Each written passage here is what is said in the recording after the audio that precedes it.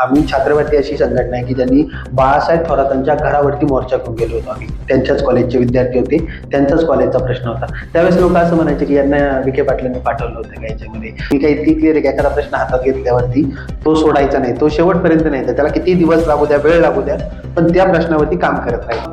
ते करण्यासाठी काँग्रेस कार्यकर्त्यांनीच पाठवलं होतं असा आरोप तुमच्यावर. नाही नाही, हे बघा, आणि काँग्रेसपेक्षा मी डायरेक्ट नाव देतो, थोरात किंवा तांबेंनीच तुम्हाला तिथं पाठवलं होतं अशी चर्चा आहे. नाही, अशी चर्चा. आणि ज्यांच्या भरोशावरती हे सगळी सरकार चालतं, यंत्रणा चालते, त्यांच्याकडे मागणी नाही करायची, कोणाकडे मागणी करायची. मुलांच्या न्याय हक्कासाठी एक संघटना काम करते. अर्थातच मी बोलतोय छात्र भारतीच्या बद्दल. आणि छात्र भारतीचे नवीन जी कार्यकारिणी आहे ती जाहीर झाली आणि अध्यक्षपदी आपल्या संगमनेरचे अनिकेत फुले यांची निवड झाली आहे. अर्थातच ते सध्या आपल्या बरोबर या ठिकाणी बातचीत करण्यासाठी या ठिकाणी उपस्थित आहेत. अनिकेतराव, तुमचं पहिल्यांदा मी स्वागत करतो आमच्या चॅनलमध्ये आणि अभिनंदन देखील करतो की तुम्हाला अध्यक्षपदाची माळ तुमच्या गळ्यात पडली आहे. माझा पहिला प्रश्न आहे, नक्की तुम्हाला कधी समजलं की बाबा आपली निवड ही अंतिम टप्प्यात आहे आणि ती झालेली आहे? छात्र भारतीचं 42वं अधिवेशन मुंबई येथे पार पडलं. दरवर्षी संघटनेचं अधिवेशन असतं, डिसेंबर-जानेवारीमध्ये ते होत असतं. आणि त्या अधिवेशनाचा संघटनेचा काळ हा साधारणतः पदाधिकारी 2 वर्षाचा असतो. तर 2 वर्ष संघटनेच्या माजी अध्यक्षाला पूर्ण झाल्या होत्या, त्यांच्या 2 टर्म पूर्ण झाल्या. आणि त्याच्यानंतर मग त्या अधिवेशनामध्येच राज्याच्या पदाधिकाऱ्यांनी नवीन कार्यकारिणी त्या ठिकाणी जाहीर झाली आणि त्या अधिवेशनातच माझी अध्यक्षपदी म्हणून निवड करण्यात आली. अनिकेतजी, छात्र भारतीमध्ये तुमचा नक्की प्रवेश कधी झाला आणि कधीपासून तुम्ही काम करायला सुरुवात केली छात्र भारतीमध्ये? मी संगमनेर महाविद्यालयामध्ये होतो. तिथे विद्यार्थ्यांकडून 1100 रुपये विकास निधीच्या नावाखाली घेत होते. त्यावेळेस कॉलेजच्या गेटवरती एक आंदोलन चालू होतं आणि त्या आंदोलनामध्ये मी सहभागी झालो. आणि सगळ्या विद्यार्थ्यांचे पुढच्या वर्षी जेव्हा ऍडमिशन घेतलं त्या विद्यार्थ्यांना ते पैसे भरावे लागले नाही आणि खूप दिवस ते आंदोलन चालू होतं ताकदीने. त्या आंदोलनात मी अगदी ऍक्टिव्हपणे सहभागी झालो होतो आणि तेव्हापासूनच छात्र भारतीत ऍक्टिव्ह झालो आणि आज छात्र भारतीचा अध्यक्ष महाराष्ट्राचा. अध्यक्षपद मिळालं तुम्हाला आणि याच्या अगोदर तुम्ही अनेक पदांवर होती, पण एक सामान्य कार्यकर्ता म्हणून तुम्ही काम करत होते. मग आता अध्यक्षपद मिळाल्यानंतर आणि याच्या मागचा म्हणजे नक्कीच तुमच्या जबाबदाऱ्या वाढलेल्या आहेत. जबाबदाऱ्या म्हणजे अनेक प्रश्न तुम्हाला आता सोडवायचे आहेत. कसं याकडे बघता? छात्र भारतीचं अध्यक्षपद ही फार मोठी जबाबदारी आहे.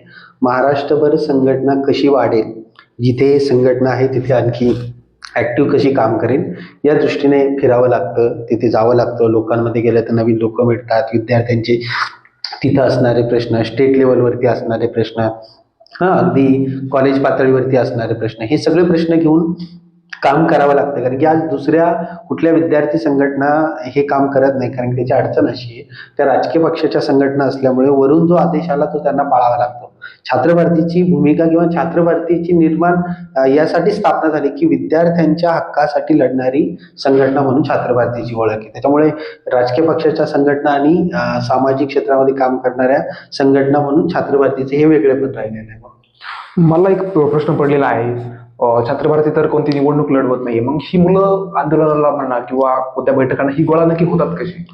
त्यांच्या मनात नक्की कोणती भावना आहे? नाही, शिक्षणाचे इतके भयंकर प्रश्न आपल्याकडे निर्माण झालेले आणि ते प्रश्न सोडवण्यासाठी कोणी सध्या तयार होत नाही. याच्यामध्ये छात्र भारती कॉलेजमधली विद्यार्थ्यांची संघटना आहे प्रामुख्याने. छात्र भारतीमध्ये कॉलेजमध्ये शिकणारे विद्यार्थी असतात, तिथे ज्या आजूबाजूला अडचणी असतात, एकदम छोट्या छोट्या अडचणी. सायकल स्टँडचे पैसे घेतात पण सायकल स्टँड नाहीये, पाण्याची व्यवस्था नाहीये, फी घेतली जाते, डोनेशन घेतलं जातं नीट, काही डोनेशन घेतात पण शिकवणं नीट होत नाही, क्लास व्यवस्थित होत नाही, शिक्षकांची संख्या नाही. ह्या सगळ्या अडचणी तिथे असतात. ह्या सगळ्या अडचणीवरती छात्र भारती काम करते, तर सोडवण्याचा प्रश्न करते. कोणी जादा फी घेतली तर तिथे आवाज उठवते, आंदोलन करते, शिक्षण अधिकाऱ्यांच्या कार्यालयामध्ये ठिय्या देते. याच्यामधून विद्यार्थ्यांना माहित होतं की ही विद्यार्थी संघटना शिक्षणावरती काम करते आणि आपल्या हक्काचे प्रश्न सोडवते. आणि छात्र भारती जात पात धर्म अशा भेदभाव याच्यामध्ये कधी अडकत नाही. याच्यामध्ये छात्र भारतीने कधी जातीपाती धर्मामध्ये लोकांमध्ये विष कालवायचं काम केलं नाही. आज अनेक संघटना जाती धर्मामध्ये विष कालवायचं काम करतात, हिंदूंना मुस्लिमांविरोधात भांडवतात, हिंदूंना दलितांविरोधात भांडवतात. छात्र भारतीचं वेगळेपणच आहे की बुवा कुणी कुठल्याही जातीचा धर्माचा असो, कोणाला कुठल्या याच्यामध्ये जन्माला यायचं हे आपल्या हातात नाही. माणूस हा अनावधाने कुठल्या जाती धर्मामध्ये जन्माला येत असतो. त्याच्यामुळं सगळ्यांचं रक्त लाल आहे. ते रक्त जाती आणि धर्मावरून ठरवण्याचा कोणाला अधिकार नाहीये आणि त्याचा भेदभाव पण नाही केला पाहिजे, मला असं वाटतं. मला असा एखादा प्रसंग सांगा की बाबा तुमचं आंदोलन सुरू होतं आणि तुमच्यावरती दबाव तंत्राचा वापर केला, असा एखादा प्रसंग आहे का? कारण की तुम्ही अनेक आंदोलनं केलेली आहेत, हे मी देखील बघितलेले आहेत. असं एखादं आंदोलन आहे का तुमच्यावरती खूप मोठ्या दबाव तंत्राचा वापर केला गेला? खूप असे प्रसंग आहे. म्हणजे संगमनेर कॉलेजवरती आम्ही आंदोलन करत होतो की विद्यार्थ्यांकडून चुकीच्या पद्धतीने अनुदानितचे पैसे घेतले होते. त्यावेळेस आम्ही अगदी प्राचार्यांना आणि काही शिक्षण विभागातल्या अधिकाऱ्यांना कोंडलं होतं. तर तिथे असाच प्रसंग आला होता की बुवा विद्यार्थ्यांना दडपशाही करणं, दबाव आणणं, मग विद्यार्थ्यांना काही धमक्या देता येतात, काही करणं. तर असे प्रसंग सातत्याने घडत आलेले. त्याला आम्ही कधी बळी पडलो नाही. फोन आला होता कोणत्या एखाद्या नाही, येतात. फोन पण येतात. की बाबा अनिकेत राव तुम्ही आता थांबून घ्या. असं येतात, फोन पण येतात, आपल्या आजूबाजूच्या लोकांकडून दबाव आणण्याचा प्रयत्न करतात.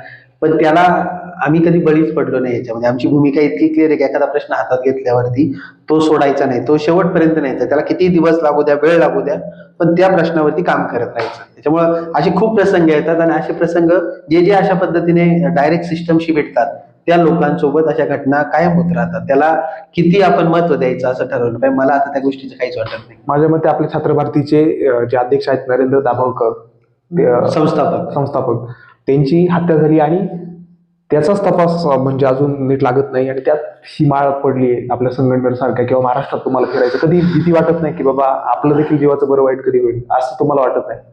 नाही, दाभोळकरांची हत्या होऊन साधारणतः आता कितीतरी वर्ष झाले, पण आजही दाभोळकरांच्या हत्येकरी पकडले गेले नाही. हे दुर्दैव आहे सगळ्यात महत्वाचं. आणि जो माणूस विचारावरती गांधींची हत्या झाली या देशामध्ये जे लोक समोर आले त्यांची हत्या करण्यात आली, अनेक लोकांना त्रास देण्यात आलाय. जी लोक देशासाठी भवितव्यासाठी लढत होते त्यांना फासावरती जावं लागलं. त्याच्यामुळे याचा विचार काय करायचा? सगळ्या लोकांनी जर असा विचार केला तर अवघड होईल. ही सगळी जी लोक देशासाठी शहीद झाली, देशासाठी अख्खं आयुष्य उद्ध्वस्त केलंय, त्या लोकांनी हा विचार नाही केला. आपण तर फार छोटे, असं काही जरी अंगावर काय आलं तर घेऊया आपण, त्याला घाबरण्याचं काही काम नाहीये त्याच्यामध्ये. तुम्ही याच्या मागे काही दिवसांपूर्वी संगमनेरमध्ये पालकमंत्र्यांना काहीतरी निवेदन द्यायला गेले होते आणि त्या ठिकाणी तुम्हाला धक्काबुक्की किंवा मारहाण झाली असं समजलं होतं. तो प्रसंग नक्की काय होता? आम्ही प्रांत अधिकाऱ्यांना अगोदर निवेदन दिलं होतं की आपल्या इथलं मला वाटतं मडीचं प्रकरण होतं आणि तिथे नितेश राणे येऊन असं म्हणत होते की इथे मुस्लिमांना प्रवेश देऊ नका किंवा काहीतरी वादंग निर्माण करायचं नगर जिल्ह्यामध्ये प्रयत्न करतात. आम्ही पालकमंत्र्यांना अशी मागणी केली, कारण की ते मडी हे आपल्या नगर जिल्ह्यातलं गाव आहे.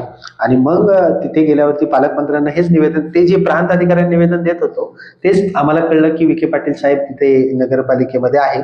म्हणलं एक कॅबिनेट मिनिस्टर आहे आणि सत्तेमधला एक मोठा माणूस आहे, तर त्यांना एक निवेदन द्यावं. ते निवेदन देण्यासाठी आम्ही इथे गेलो होतो की हिंदू मुस्लिम वाद निर्माण करणाऱ्या नितेश राणेंची हकालपट्टी करा. हकालपट्टी का करा? की ज्या माणसाने, जो माणूस संविधानाची शपथ घेतो, जो माणूस संविधानाची शपथ घेताना असं म्हणतो की मी कुठल्याही जाती धर्मामध्ये भेदभाव करणार नाही, मी सगळ्या लोकांना समान ठेवेन, तो माणूस ज्याने संविधानाची शपथ घेऊन मिनिस्टर झालाय, ज्याचं काम काय आहे? ज्याचं काम आहे की देशामध्ये शांतता निर्माण करणं, देशामध्ये लोक सलोख्याने कसे राहतील हे निर्माण करणं मंत्र्याचं काम आहे.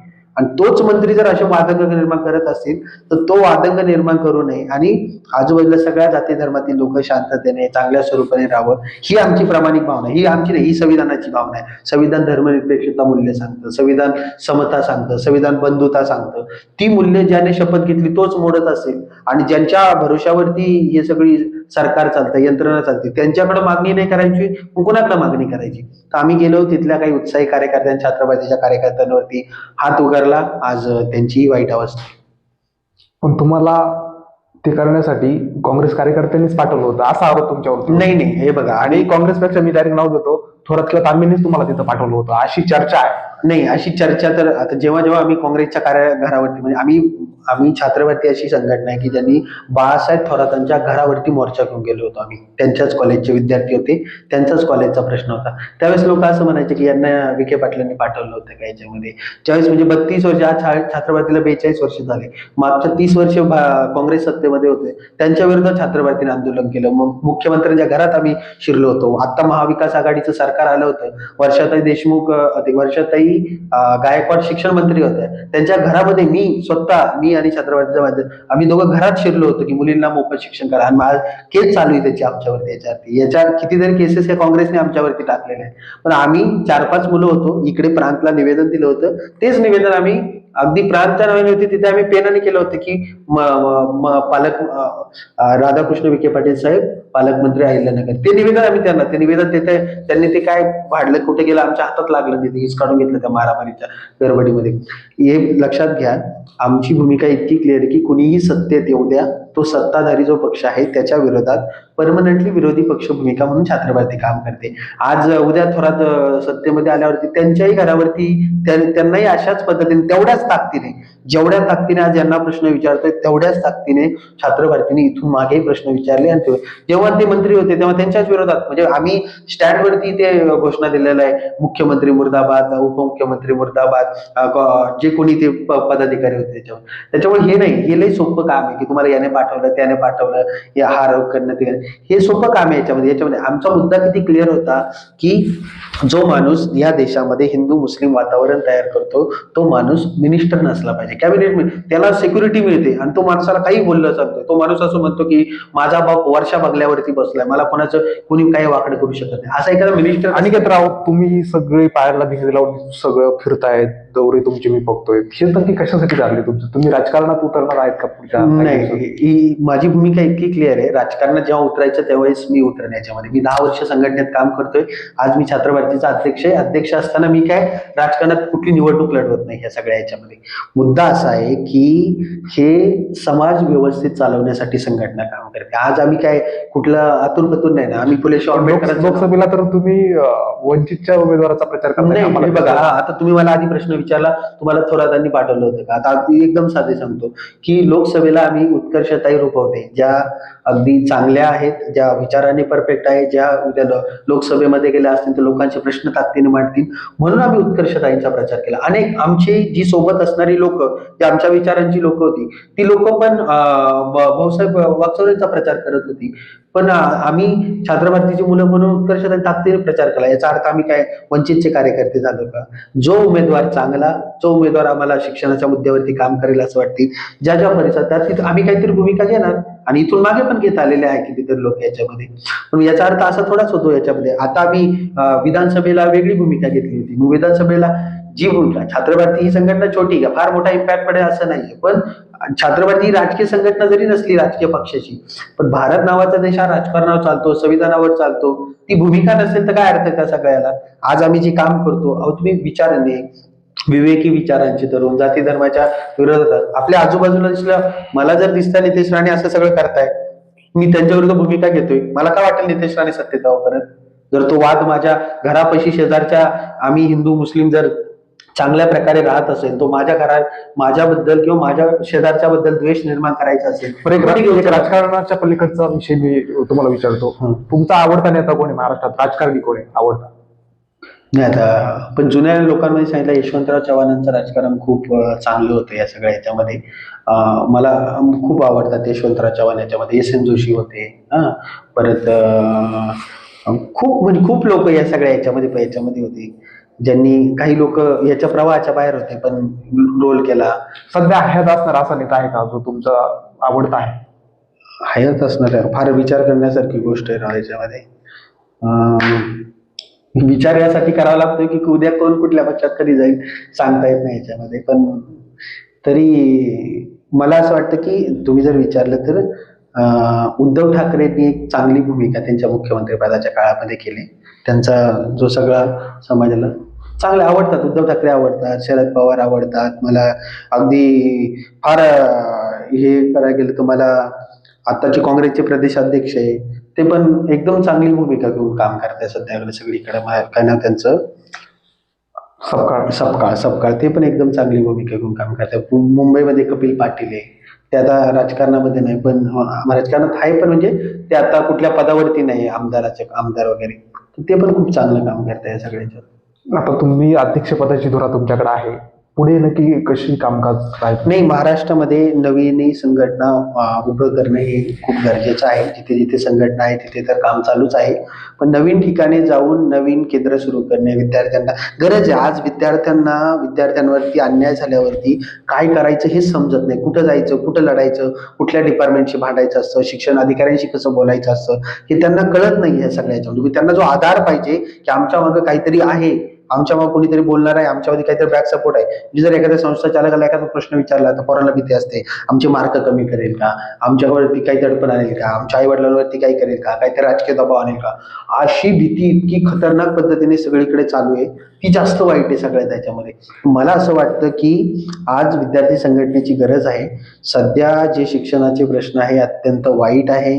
सरकारी शाळा बंद होत आहे, सरकारी धोरणं राबवली जात नाही, शाळांमध्ये अडाणी अंबानी रामदेव बाबाच्या पतंजलीच्या शाळा जुळल्या आहे.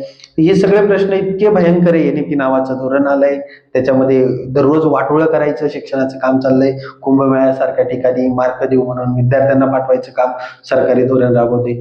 ही जी शिक्षण नावाची व्यवस्था आहे, दररोज तुमच्या आमच्या गळे कापायचं काम सरकार करते, ती लोकांना कळत. आणि तर आजपर्यंत तुम्ही म्हणजे आता तो आकडा तुमच्या का असेल का नाही मला माहिती नाही, पण अंदाजे किती आंदोलन तुम्ही केले असतील? मला तर असं वाटतं की 100 पेक्षा जास्त आंदोलन तर आम्ही नक्की केली असतील. जास्त 100 गुन्हे किती दाखल झाले तुमचे? मला वाटतं की 3 ते 4 गुन्हे होते. त्यातले सरकार बदललं मला वाटतं मध्यंतरी, आणि त्यांनी राजकीय गुन्हे मागे घ्यायचं काम केलं. म्हणजे असे सामाजिक राजकीय जे गुन्हे आहेत, छोटे छोटे गुन्हे, ते गुन्हे मागे घेतले. त्यात ते बरेचसे गुन्हे ते हे केले त्यांनी, ते म्हणजे महाराष्ट्रामध्ये तो परिपत्रकच काढलं होतं त्यांनी, तर ते गुन्हे डिझॉल्व्ह झाले. याच्यामध्ये 4 ते 5 गुन्हे माझ्यावरती दाखल होते या सगळ्याच्या, सगळे शिक्षणाच्या प्रश्नावरतीच गुन्हे. असं म्हटलं जातं की शिक्षण हे वाघिणीचं दूध आहे आणि ते पिल्यानंतर तो गुरगुरल्याशिवाय राहणार नाही. मात्र हे दूधच त्यांना पिऊन द्यायचं नाही, आणि जर पिऊन द्यायचं तर तुम्ही पैसे द्या. अशा प्रवृत्तीची लोक शिक्षणाला एक बाजार धंदा किंवा कंपनी म्हणून बघतात. त्यांच्याबद्दल तुमचं काय मत आहे? नाही, अतिशय धोकादायक आहे. तुम्ही लक्षात घ्या, भारतामध्ये हजारो वर्ष शिक्षण नावाची गोष्ट नव्हती. हजारो, कितीतरी वर्ष, हजारो. जेव्हा सावित्रीबाई फुले असं म्हणायच्या की मुलीला शिक्षण मिळालं पाहिजे, त्यावेळेस लोक म्हणायचे की शास्त्रानुसार मुलींना शिक्षण देणं पाप आहे आपल्या देशामध्ये. त्यावेळेस काय करायचे बघा, किती साधी गोष्ट आहे. तुम्हाला त्यांची व्याख्या काय आहे की मुली शिकल्या पाहिजे, मुलं शिकले पाहिजे, बहुजनांची मुलं शिकली पाहिजे. त्यांना दगड मारायचे लोक, शेणाचा मारा करायचे, शिव्या द्यायचे, पोत्यामध्ये मुलींना भरून आणायला लावायचं. ही मानसिकता काय आहे की ही मानसिकता या देशामध्ये समाज नावाची व्यवस्था जागी नाही झाली पाहिजे. शिक्षण घेतलं तर काय, बाबासाहेबांनी सांगितलं ना, वाघिणीचं दूध आहे. वाघिणीचं दूध म्हणजे काय, तुम्ही भिडा, प्रश्न विचारा, हे करा. आणि आज ही शिक्षण व्यवस्थेसाठी म्हणजे शाहू महाराजांनी काय केलं, तर ज्या पालकांची मुलं शाळेत जाणार नाही त्यांना 1 रुपया दंड केला होता कोल्हापूरच्या संस्थांमध्ये. आणि आज तुमची आमची मुलं शाळेत जाणार नाही याच्यासाठी मेडिकलला जायला 1 कोटी रुपये फी, BHMS करायला 20-20 लाख रुपये फी. अगदी पहिलीला ज्युनियर KGच्या मुलाला जर शिकायचं असेल ना, आणि त्याला जर कॉन्व्हेंट शाळेत जायचं असेल ना, मुंबई पुण्यासारख्या ठिकाणी 5-5, 4-4 लाख रुपये फी. अगदी गावाकडच्या ठिकाणी सुद्धा 1-1, 50-50, 60-60, 70-70 एवढे पैसे देऊन नोकऱ्या आहेत का? एवढ्या पैसे देऊन नोकऱ्यांचं इतकं वाटोळ. आज तुम्हाला सांगतो, मी सह्याद्री कॉलेजचा किस्सा सांगतो. सिनियर कॉलेजला 150 शिक्षकांची आवश्यकता आहे. 150 मध्ये 13 की 14 शिक्षक परमनंट आहे, बाकीचे सगळे CHB वरती काम करताय, 8-8, 9-9 हजारावरती काम करताय. हे सह्याद्रीचं उदाहरण काय सांगतो, त्या प्राचार्याने मला ही सांगितलेली परिस्थिती. अशा अख्ख्या शिक्षण विभागामध्ये अशी परिस्थिती. कधी त्या शिक्षकाला वाटतं का भविष्यात नोकरीसाठी विद्यार्थ्यांचे खून होतील एकमेकांचे? होऊ शकतात. त्याच्यामध्ये नैराश्य आल्यावरती काय, आज माझा बाप किंवा माझी आई जर मुलांना असं वाटत की कष्ट करताय आणि आम्हाला काहीतरी शिकायचंय, त्याच्यासाठी माझ्या बापाने 1-1 रुपया कमवून विद्यार्थ्यांना शिकवलंय सगळ्या याच्यामध्ये, सगळ्या भागातल्या. त्या विद्यार्थ्यांना जर नोकरी नाही मिळाली तर ती लोक काय करणार काय या सगळ्या याच्यामध्ये? आपल्याकडे काय जी लोक अन्याय अत्याचार होतात ती लोक काहीतरी करायला जातात, त्यांना न्याय मिळत नाही. जर त्या विद्यार्थ्यांना न्यायच नाही मिळाला तर काय करतील ते विद्यार्थी? एका 4,000 तलाट्यांची भरती निघाली होती आपल्या महाराष्ट्रामध्ये मागे. 20 लाख फॉर्म आले होते, 20 लाख, 4 लाख जागांसाठी. ते 4,000 जागांसाठी 20 लाख फॉर्म कितीतरी आले असतील. एवढी 1-1 हजार रुपये फी भरून या सगळ्याच्या. आणि त्या पोरांना जर नोकऱ्याच मिळणार नसेल, त्यांच्या पोस्टिंग पण काय रखडल्या, पोस्टिंग रद्द केल्या, त्याच्यामध्ये भ्रष्टाचार होतो, ते काहीतरी पेपरच लीक होतात, हे दुर्दैव आहे सगळं आपल्या याच्यामध्ये. आणि हे सगळं असताना काय करायचं? आज एवढ्या सरकारी जागा, सरकारने आता ठरवलं ना महाराष्ट्रामध्ये सरकारी नोकऱ्या द्यायच्या, 5 लाख जागा रिक्त असतील, मी तुम्हाला सांगतो कमीत कमी. त्या लगेच भरू शकतात, भरायच्याच नाहीये, त्या खर्च नाही करायचा. मग सरकार TET सारख्या परीक्षा आणताय, चला ही शिक्षक पात्र, लाडक्या बहिणीला पैसे, लाडक्या बहिणीला द्यायला पैसे आहे. निवडणुकीच्या काळामध्ये डायरेक्ट 10-10 हजार रुपये द्यायला पैसे याच्यामध्ये. आणि सरकारी धोरणांवरती काहीच नाही. केरळ सारख्या राज्याने पदवीपर्यंतचं सगळं शिक्षण मोफत केलं तिथं. ही किती महत्वाची गोष्ट आहे. आणि आपल्याकडे 20,000 शाळा, मराठी शाळा बंद पडावे, कुंभमेळ्यासाठी 25,000 रुपयाचं बजेट जाहीर करतात. आणि 2-3 हजार रुपये कोटीचं बजेटसाठी मराठी शाळा बंद करतात. आपण जिथे मी अकोले तालुक्यामध्ये 150 मराठी शाळा बंद पडायवरती काही कुणी विचार करतं की नाही? हा सगळा याच्यामध्ये एक आमदार, एक खासदार, एक मंत्री 5 मिनिटं विधानसभेत, विधान परिषदमध्ये शिक्षण नावाच्या गोष्टीवरती, खाजगीकरणावरती बोलत नाही, आंदोलन करत नाही. रस्त्यावरती आज आहे का शिक्षणावरती? महाराष्ट्रामध्ये दाखवा, तुम्हाला सांगतो. आम्ही रोज बोलतोय ह्या सगळ्या याच्यासाठी, कुणी बोलत नाही याच्यामध्ये. अनिकेतराव, तुम्ही 100 पेक्षा जास्त आंदोलन केले, मात्र हा विषय तुमच्या घरापर्यंत पोहोचला आणि घरचे म्हणले अनिकेत तू गडबड करू नको, कोणाच्या वाटेला जाऊ नको.